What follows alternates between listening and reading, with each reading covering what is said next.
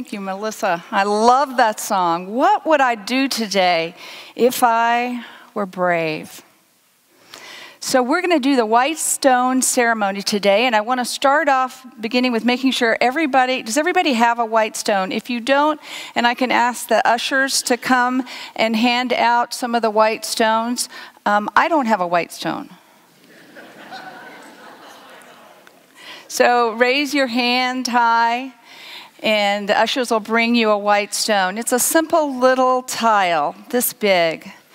And today we get a chance to decide, what would we do if we were brave? Oh, thank you. I think Sandra needs one too. So on this little tiny piece of tile, you could also tile your bathroom with it if you wanted to. Today, we are going to the thought store. Isn't that exciting? We can combine a spiritual practice with shopping. Think about what this thought store would be like. Imagine that it is the biggest store you could imagine because it carries in it every single possible thought you could have.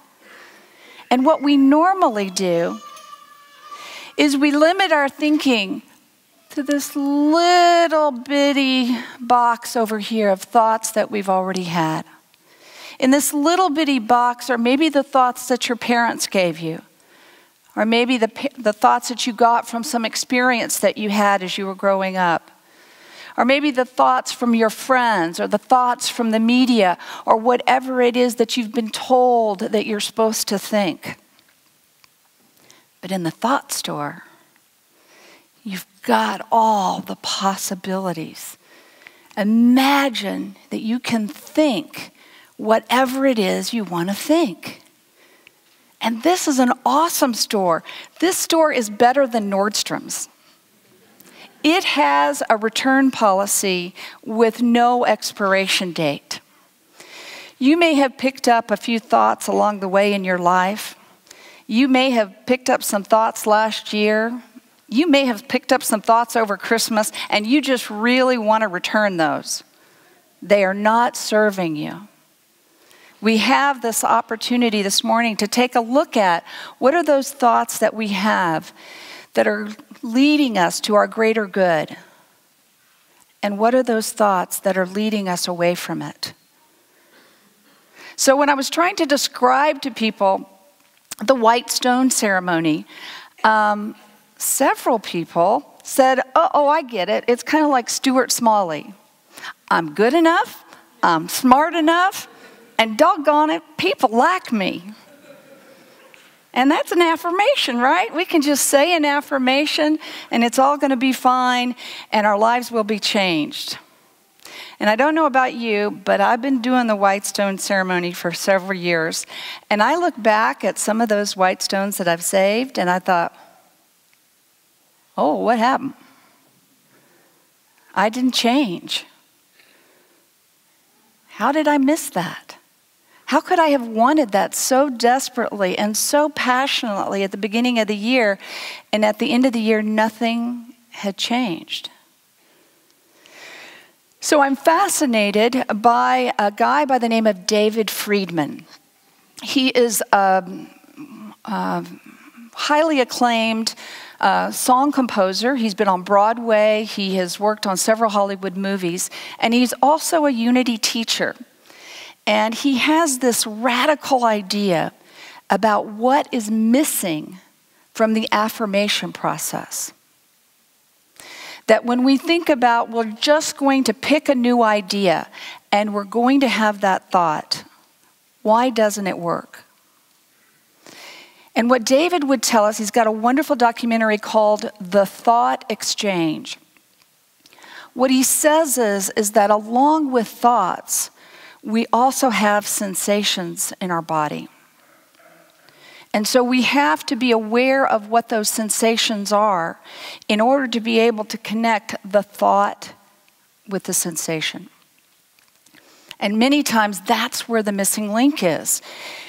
As an example, if when you were young, you had the thought, I can be anything, and somebody slapped you up against the side of the face and told you that wasn't true?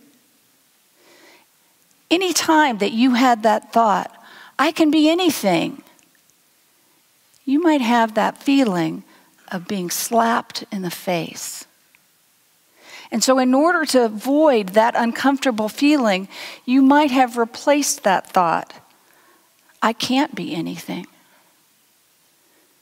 That protective thought that keeps you from feeling this sense of discomfort. And so that is part of the misconception about the affirmation process. Some people think that, oh, if I'm following my dreams, everything will be comfortable. It'll be with ease and grace, and that's how I'll know that it's true. And my experience has been that sometimes it's not. That we start to believe that we could be a different person, we could live a different life, and all this uncomfortable stuff starts coming up and doesn't feel good, and I don't know what to do with it. And sometimes what we do with it is we try to distract ourselves by having that drink or eating too much or smoking or whatever unskillful behavior we might have found as a coping mechanism to get away from whatever this uncomfortable stuff is that's going on inside of us. And so what we have is this ability now, knowing the missing element of affirmations. We have to connect it with our sensations. And I use the example of, if you decided that you wanted to go to Broadway, you wanted to perform on Broadway and be a Broadway star.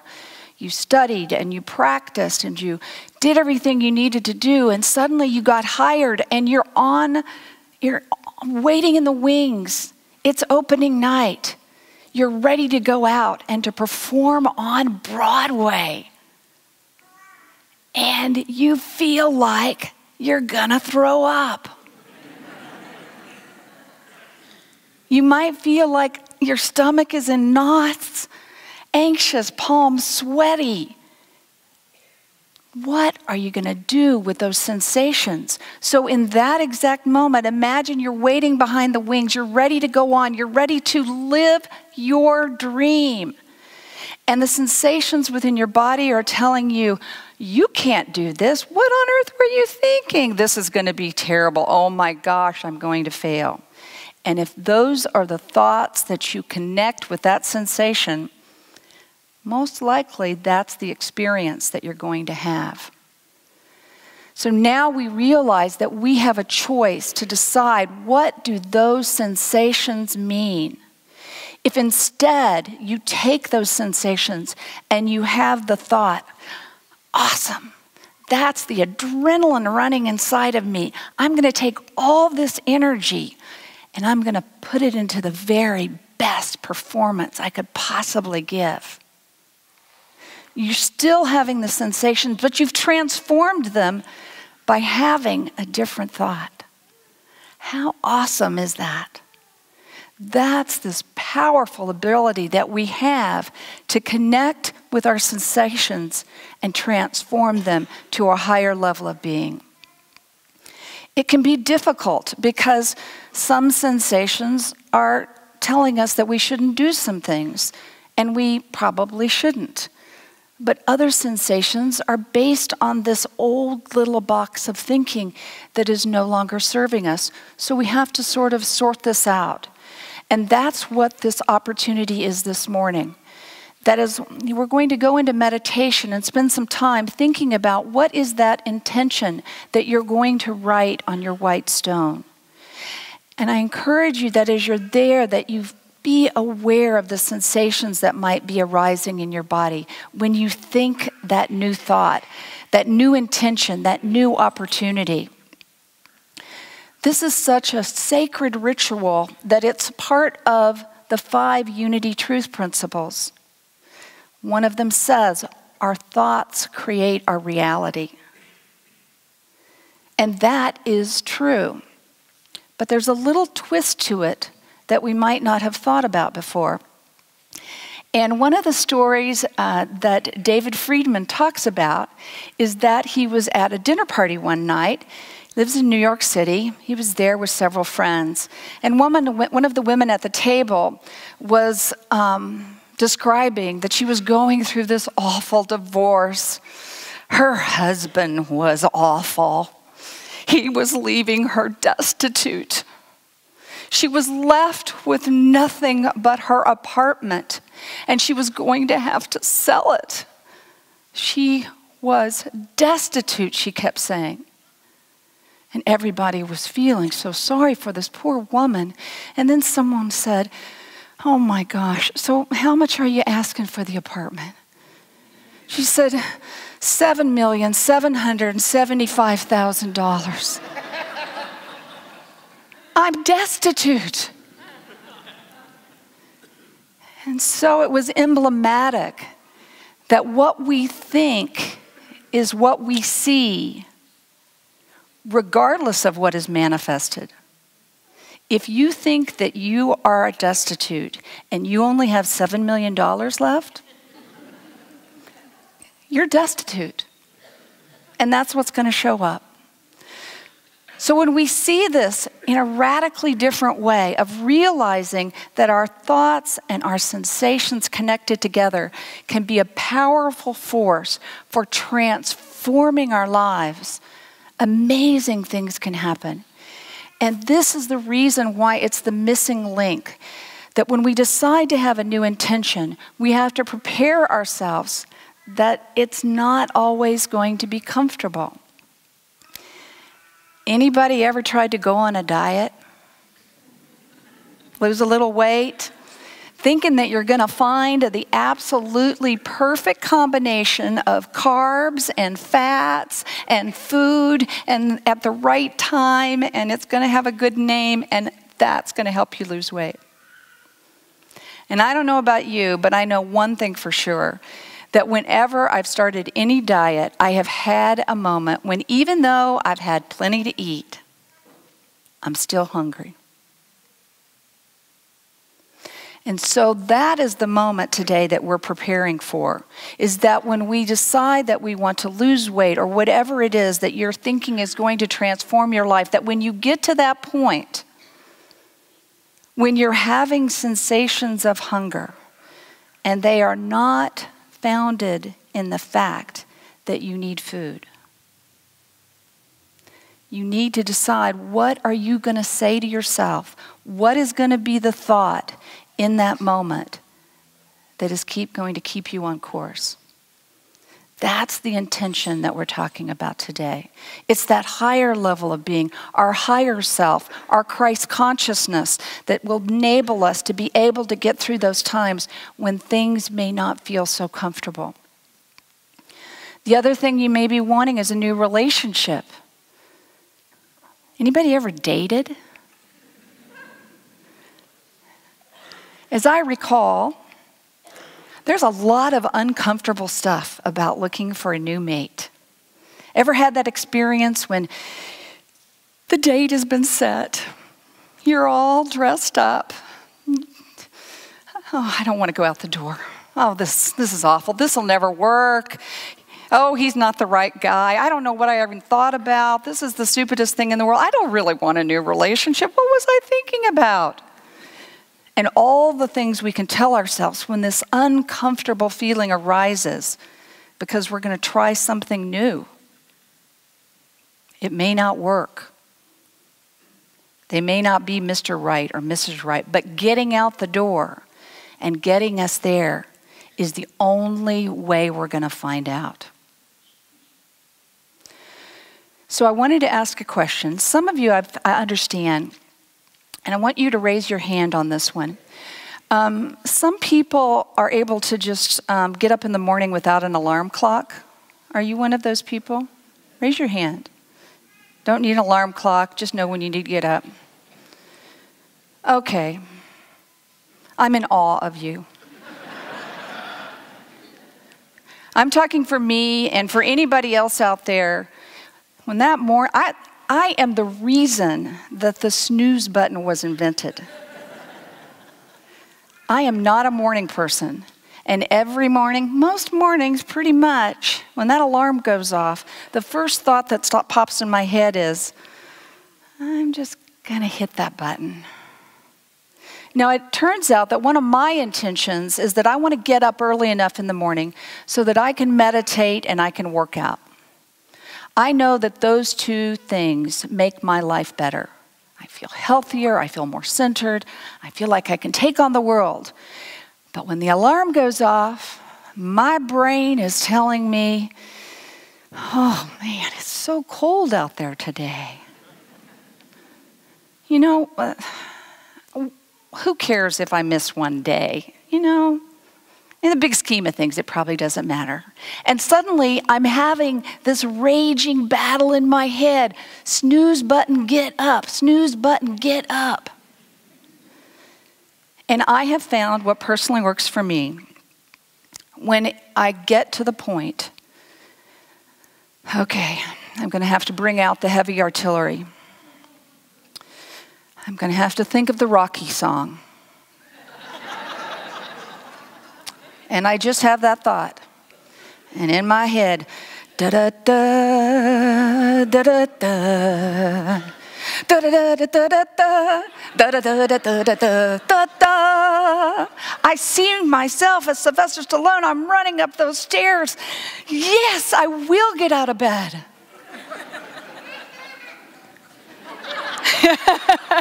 Yes, thank you. So it may not be just a word or a phrase.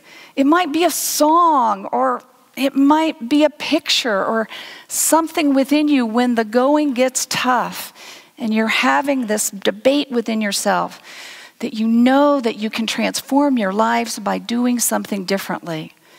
Then you need to be ready with that word, that phrase, that song, that picture, whatever it is that's going to make a difference for you.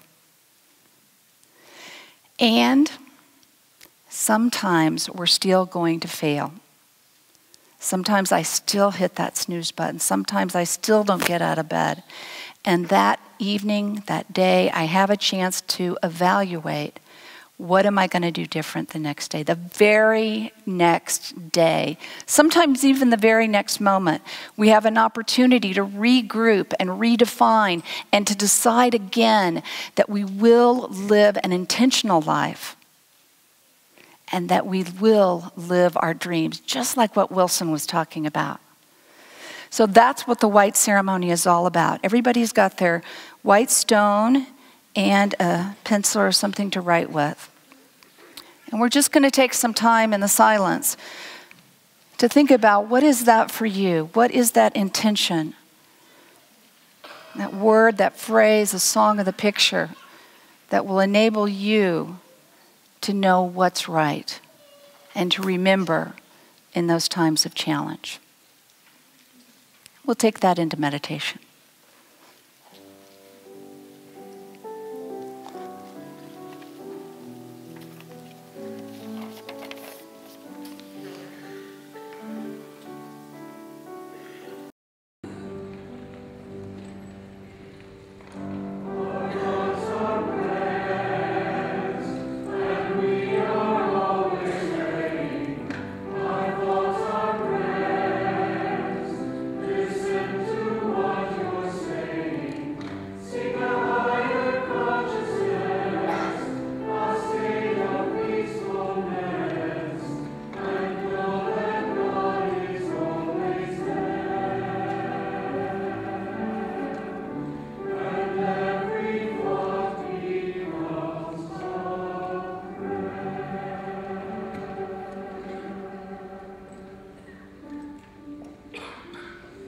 So we take this precious time,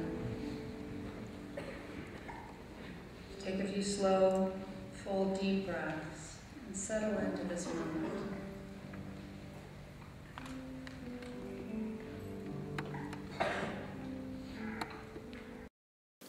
Having this opportunity to connect with that Christ consciousness within each and every one of us.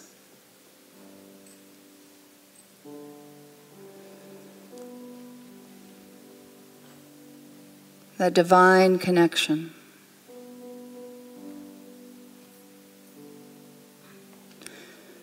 to go beyond our limited thinking,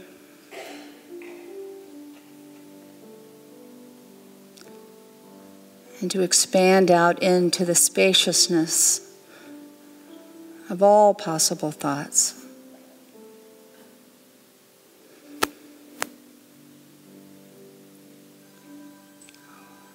What would I do today if I were brave?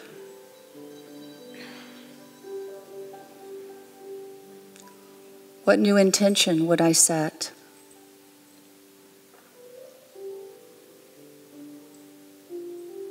What would I say to myself that will encourage and support me on my spiritual path?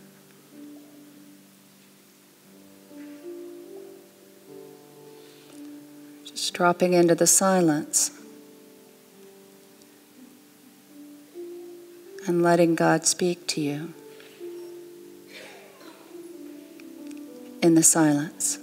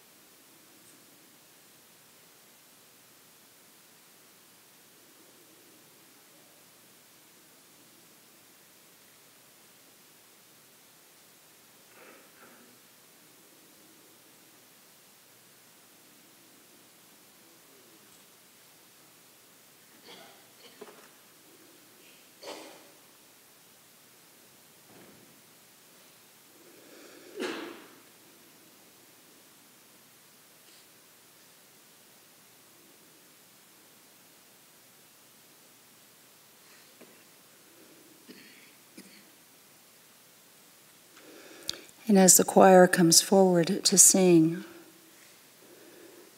take this sacred opportunity to take that white stone and to write upon it the word or the phrase or draw the picture or whatever it is that is special to you, that will enable you to transform your life. And so it is.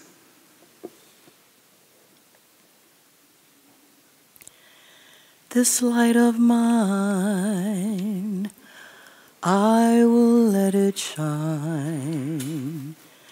This light of mine, I will let it shine. This light of mine, I will let it shine. Let it shine.